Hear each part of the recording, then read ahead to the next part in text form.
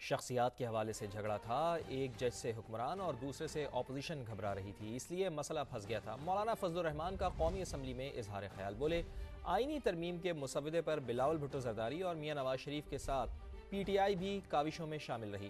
تحریک انصاف بطور احتجاج ووٹ نہیں کرنا چاہتی تو انہیں مجبور نہیں کیا جا سکتا۔ میں جھگڑا شخصیات کے حوالے سے ہے۔ اگر ایک جج ہے تو اس سے حکمران پارٹی گھبرا رہی ہے، اگر دوسرا جج ہے تو اس سے حزب اختلاف کی جماعت جو ہے وہ گھبرا رہی ہے، اور ایک کی کوشش یہ ہے کہ فلاں جج ہو، دوسرا کہتا ہے کہ فلاں جج ہو۔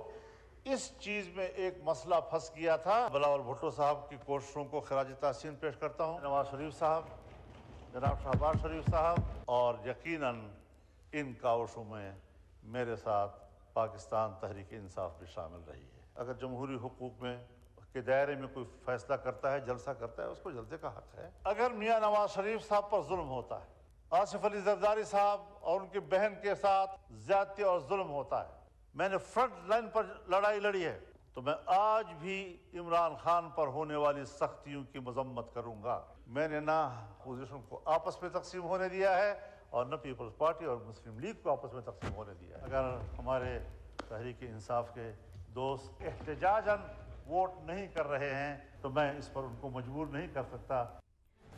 سابق وزیر اعظم میاں نواز شریف کا شاعری کے ذریعے شکوہ، قومی اسمبلی میں خطاب کے دوران نواز شریف نے عدلیہ کے کردار پر شعر پڑھا، مولانا فضل الرحمان نے اس کی تصحیح کی۔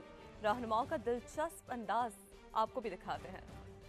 ناز و انداز سے کہتے ہیں کہ جینا ہوگا، ناز و انداز سے کہتے ہیں کہ جینا ہوگا، زہر بھی دیتے ہیں تو کہتے ہیں کہ پینا ہوگا، جب میں پیتا ہوں تو کہتے ہیں کہ مرتا بھی نہیں، اور جب میں مرتا ہوں تو کہتے ہیں کہ جینا ہوگا۔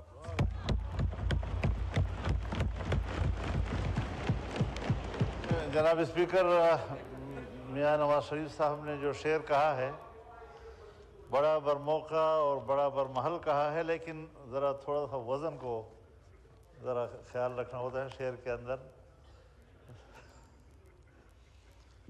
زہر بھی دیتے ہیں کہتے ہیں کہ پینا ہوگا، اس میں تو نہیں لگانا ورنہ شعر کا بیڑا غرق ہو جاتا ہے۔